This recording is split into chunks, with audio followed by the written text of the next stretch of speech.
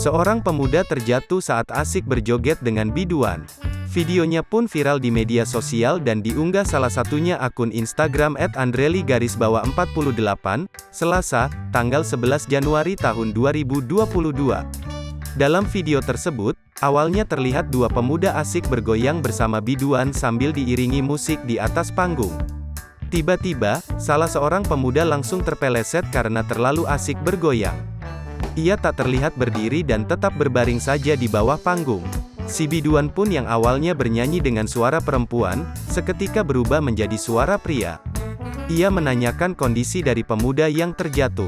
Warganet pun menganggap lucu kejadian itu.